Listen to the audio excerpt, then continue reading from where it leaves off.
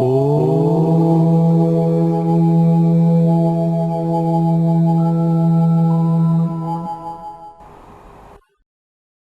शांति। इस संसार में 3 प्रकार के लोग होते हैं। पहले प्रकार के लोग हैं जिसके लिए कहा जाता दे मेक थिंग्स हैपन। दूसरे प्रकार के लोग हैं जिसके लिए कहा जाता they follow with what ever is happening. जो हो रहा है उसके साथ चलने वाले होते हैं। और तीसरे प्रकार के लोग होते हैं जो इतने अज्ञात होते कि सारा दिन बीत जाने के बाद शाम को न्यूज़पेपर उठा करके पढ़ते हैं और पूछते हैं आज क्या हुआ है। ऐसे 3 प्रकार के लोग जिसमें अगर स्वयं को देखें कि हम किस कैटेगरी में आते हैं। Are we the ones who make things happen, जिसको लीडर्स कहते हैं, या जो कुछ हो रहा है उसके साथ बहने वाले, चलने वाले, follow with what ever is happening, या इतने अज्ञात है कि हमारे आसपास की सारी दुनिया बदल चुकी है परंतु हमें इसका एहसास भी नहीं। तो वर्तमान समय दुनिया को पहले प्रकार के लोगों की आवश्यकता है, the ones who can make things happen. और उसके लिए एक डेफिनेशन अगर देखें कि leaders are the one who do not react. React करने वाले नहीं होते हैं परंतु who act and take a decision in an accurate manner. वो कर्म करने वाले होते हैं और सही समय पर, सही वक्त पर सही डिसीजन लेने वाले होते हैं। वही दुनिया को राह दिखा सकते हैं, वही दुनिया को आगे बढ़ाने के लिए एक दिशा प्रदान कर सकते हैं। They are the ones who inspire people, who open the gate for others to follow. आज की दुनिया में हमें मैनेजर्स तो बहुत मिल जाएंगे जो मैनेज कर लेते हैं, जो चीजें आसपास हो रही है उसको मैनेज कर लेंगे, परंतु दूसरों को इंस्पायर करने वाले लोग बहुत कम होते हैं। एक फॉर्च्यून मैगजीन में पढ़ा था the difference between a manager and a leader. तो उसमें लिखा था कि manager is the one who administers and a leader is the one who innovates. The manager maintains and a leader develops. The manager relies on systems and a leader relies on people.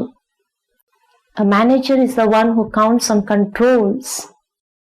कितने controls मेरे हाथ में है जिसके मैं charge में हूं। And a leader counts on trust. लोगों का ट्रस्ट को जीत लेता है और उसी के माध्यम से वो लीडर बन जाता है। A manager does things right and a leader does the right thing at the right time. ये डिफरेंस बहुत सुंदर शब्द में बताया गया है और इसीलिए अगर लीडर की व्याख्या करें तो लीडर किसको कहा जाता है। ये तो डेफिनेशन सुने कि leader is the one who never reacts but acts decisively. और उसके लिए उसके पास कुछ क्वालिटीज है। वो क्वालिटीज क्या होती है? लीडर की क्वालिटीज को अगर डिफाइन करें तो 5 C's के रूप में उसको डिफाइन कर सकते हैं। वो 5 C's कौन से हैं? तो first C is a leader who has a काम माइंड, अर्थात उसका दिमाग हमेशा शांत रहता है। दूसरा C, a leader is a one who has a clear focus, क्योंकि उसका मन शांत है इसीलिए उसके दिमाग में क्लैरिटी है और उसके सामने कंफ्यूजन नहीं है, धुंधलापन नहीं है, परंतु एक क्लियर फोकस है।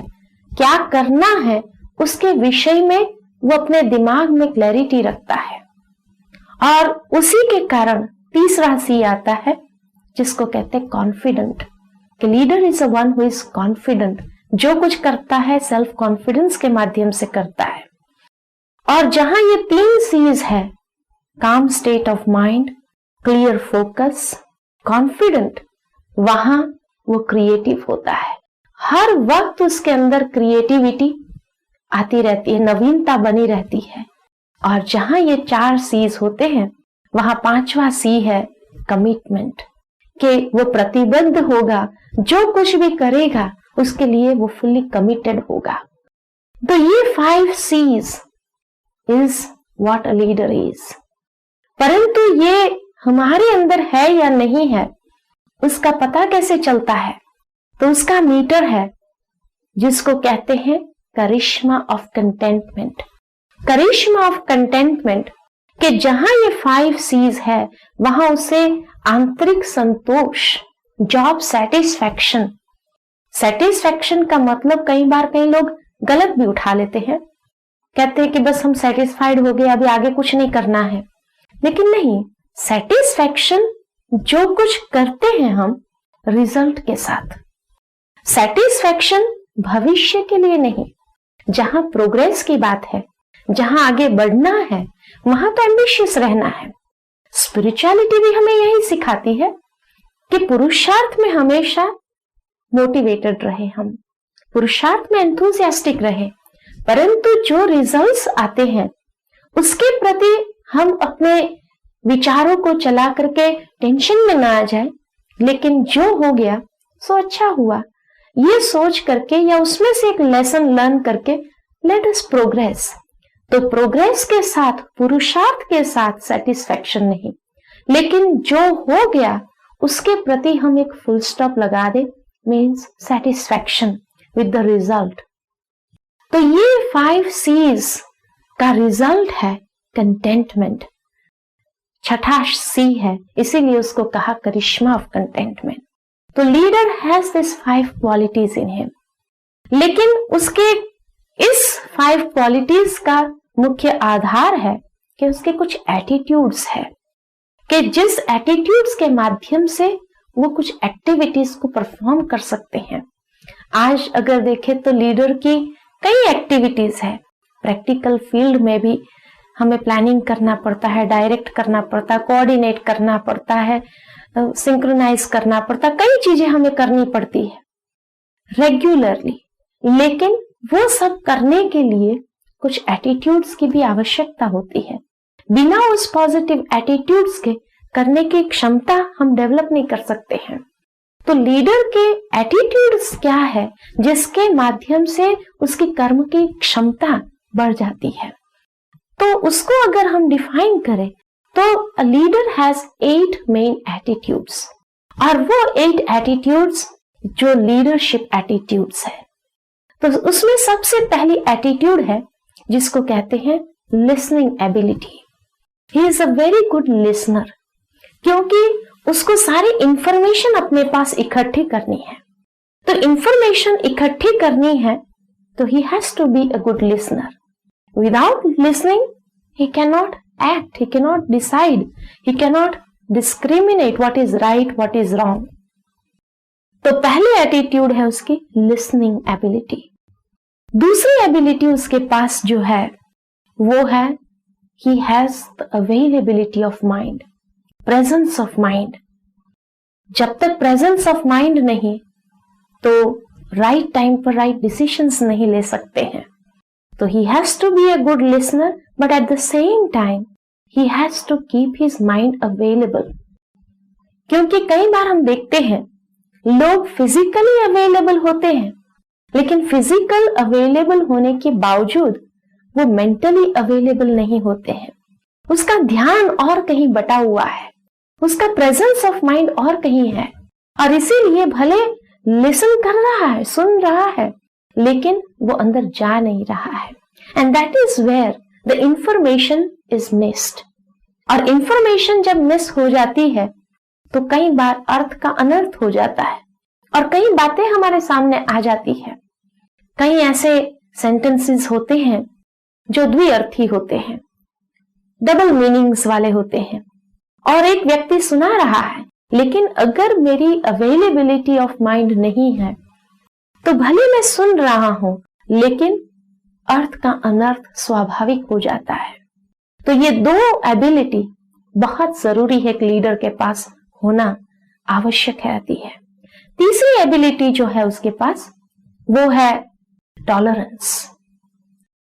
He is very strong from with in, इसलिए छोटी छोटी बातों में वो रिएक्शन में नहीं आएगा, लेकिन he has the capability to tolerate. कैसी भी परिस्थिति आ जाए, कैसी भी बातें आ जाए, तो उसके पास इनर स्ट्रेंथ होने कारण वो टॉलरेट कर सकता है। अगर स्ट्रेंथ नहीं है, कमजोरी है, तो रिएक्शन में आ जाएगा। लेकिन टॉलरेंस अकेला इनफ नहीं है, उसके साथ एडाप्टेबिलिटी, फ्लेक्सिबिलिटी बहुत जरूरी है कि जैसा समय, जैसी परिस्थिति, जैसे लोग, इस प्रकार अपने आप को ढाल देना, एडाप्ट कर लेना।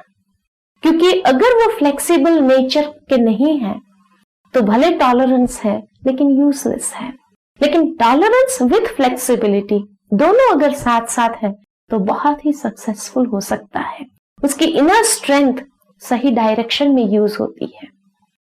ये 4 एबिलिटीज जो है वो उसके एटीट्यूड्स के संबंध में है, क्योंकि देखा जाता कि लिसनिंग एबिलिटी भी तब आती है जब उसका एटीट्यूड सही होता है।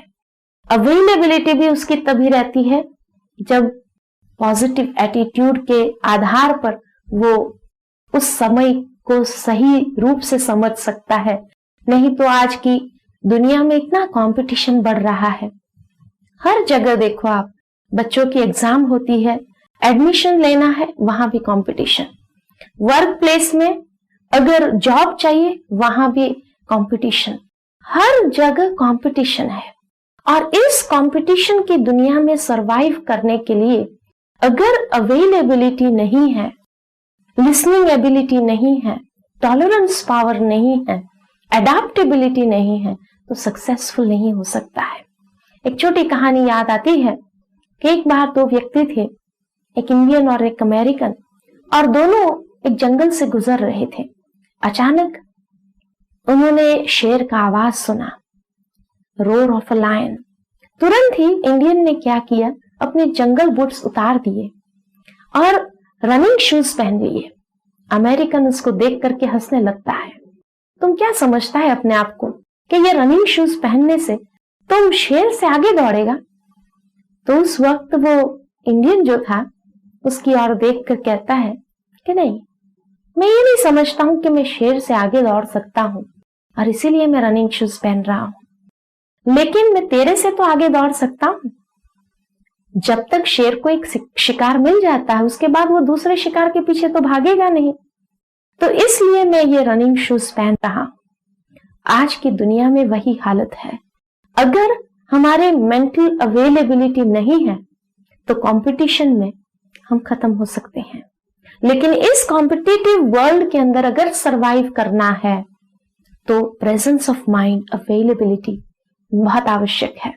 तो ये 4 एबिलिटीज जो है ये एटीट्यूड्स के साथ संबंध रखती है। और उसके साथ साथ दूसरी जो 4 एबिलिटीज है वो उसकी कार्य के साथ जुड़ी हुई है, जिसमें 5वीं एबिलिटी है डिस्क्रिमिनेशन एबिलिटी। माना एनालाइज करना, राइट क्या है, रॉन्ग क्या है, उसको सही रूप से परखना, देखना कि हाँ ये राइट चीज है, ये मुझे करना है, ये नहीं करना है। और जब ये डिस्क्रिमिनेशन एबिलिटी है, एनालाइजिंग पावर है उसके पास, तो डिसीजन लेने में वो प्रॉम्प्ट हो सकता है, राइट टाइम पर राइट डिसीजंस ले सकते हैं। क्योंकि आजकल व्यक्ति के सक्सेस का विशेष आधार उसके डिसीजंस है। अगर राइट टाइम पर डिसीजन नहीं लिया, समय बीत जाने के बाद डिसाइड किया, फेल। कितने अच्छे से अच्छा डिसीजन क्यों ना हो, लेकिन समय तो बीत गया। उसके बाद जो एबिलिटी है, 7वीं एबिलिटी, वो है power to cooperate and power to take up responsibility. ये 2 एबिलिटीज भी बहुत विशेष है।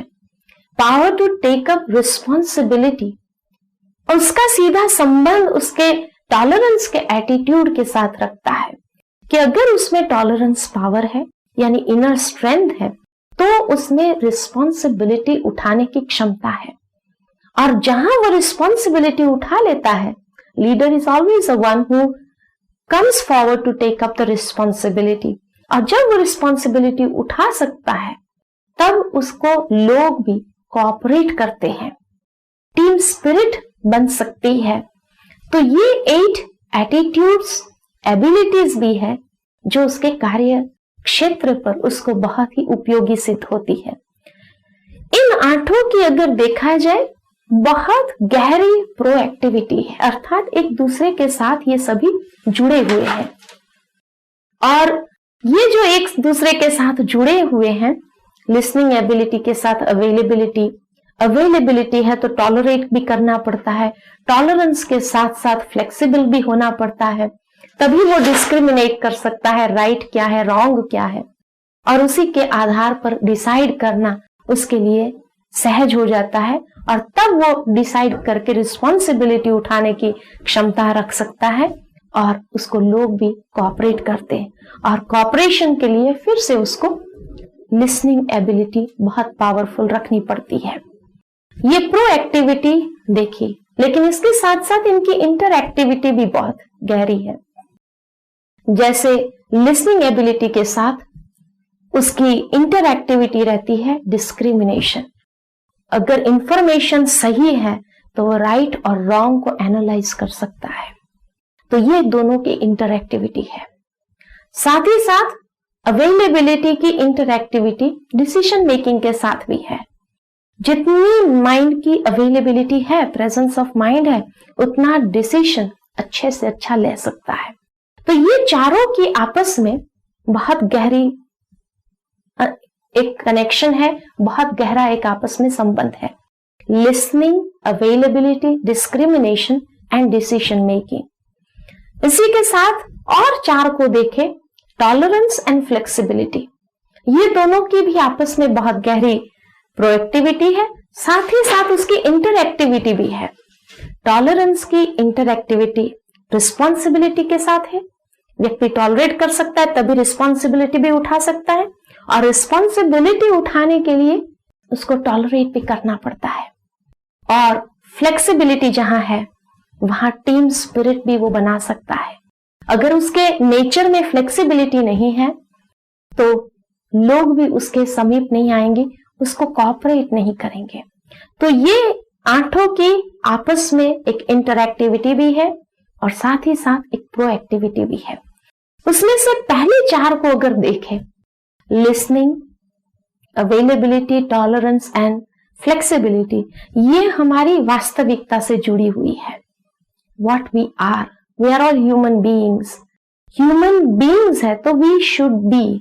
सो this 4 are what we have to be and the other 4 are what we have to do.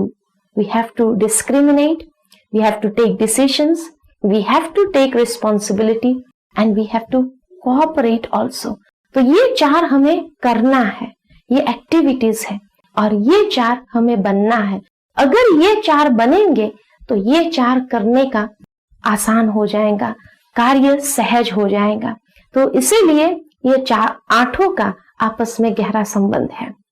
ऐसे नहीं कि हमारे पास ये एबिलिटीज नहीं है, एबिलिटीज जरूर है, परंतु उसका कभी जो फंक्शनिंग है वो फंक्शनिंग गलत भी हो जाता है। ये एबिलिटीज को और ज्यादा डेवलप करना है तो उसके लिए क्या करना पड़ता है, उसको अगर हम देखें तो लिसनिंग एबिलिटी के लिए पेशेंस चाहिए। माना उसका गहरा कनेक्शन कोई ना कोई वैल्यू के साथ है, कोई ना कोई मूल्य के साथ है।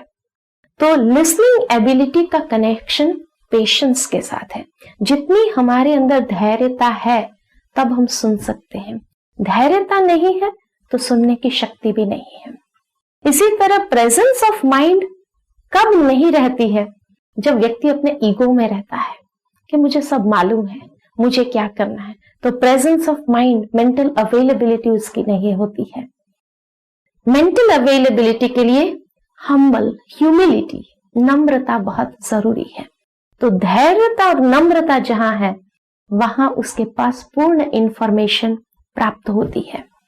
टॉलरेंस के लिए वैल्यू चाहिए लव। जितना प्यार होता है, जिसके साथ हमारा प्यार होता है, उसकी हर बात को हम सहन कर सकते हैं, नहीं तो सहन नहीं कर सकते। जहां प्यार नहीं है वहां किसी ने कोई छोटी बात भी कही, वो भी हमें बहुत गहरी चोट पहुंचा देती है। लेकिन जहां प्यार होता है वहां कोई कितना भी कड़ा शब्द भी बोल दे, तभी भी हम हंसी में ले लेते हैं, उसको टॉलरेट कर लेते हैं। आज एक माँ बच्चे का सब न्यूसेंस भी सहन कर लेती है क्योंकि लव है, और फिर भी जाकर किसी को बताती नहीं है। क्यों? क्योंकि उसका प्यार है। तो जहां लव है वहां टॉलरेंस है, और उसके साथ साथ फॉरगिवनेस, क्षमा भावना आ जाती है कि उसकी हर हरकत को क्षमा कर देती है, क्योंकि प्यार है। तो क्षमा चाहिए टॉलरेट करने के लिए। जहां क्षमा और प्यार है वहां टॉलरेट करना सहज हो जाता है। फ्लेक्सिबिलिटी के लिए अडॉप्टिंग नेचर, और उसके लिए मैच्योरिटी बहुत आवश्यक है कि कहां मुझे फ्लेक्सिबल होना है, कैसे फ्लेक्सिबल होना है, किस प्रकार सबसे मिलना है। ये समझदारी नहीं है तभी भी हम फ्लेक्सिबल नहीं बन सकते हैं। तो फ्लेक्सिबल के लिए मैच्योरिटी, ये वैल्यू जरूरी है। डिस्क्रिमिनेट करने के लिए नॉलेज एक बहुत बड़ी वैल्यू है। समझ जब तक नहीं है, अंडरस्टैंडिंग नहीं है, तो डिस्क्रिमिनेट नहीं कर सकते राइट क्या है, रॉन्ग क्या है। तो नॉलेज जरूरी है। डिसीजन मेकिंग एबिलिटी के लिए बैलेंस ऑफ माइंड।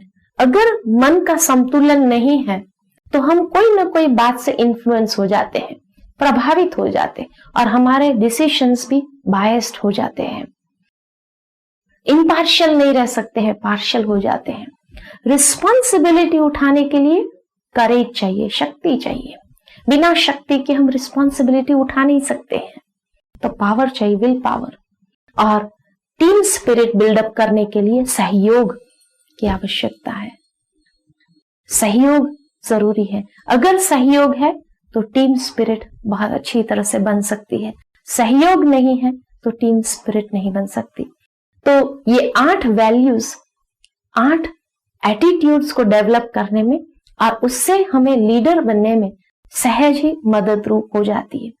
हर एक के अंदर tolerance power, listening power, flexibility होती है। मात्रा में फर्क रहता है, किसी में थोड़ी कम होती है, किसी में ज्यादा होती है, लेकिन उसको हमें मैक्सिमम बढ़ाना है।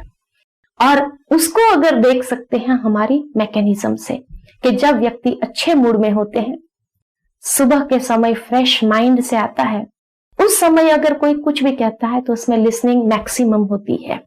अवेलेबिलिटी भी अच्छी है क्योंकि माइंड उसका फ्रेश है।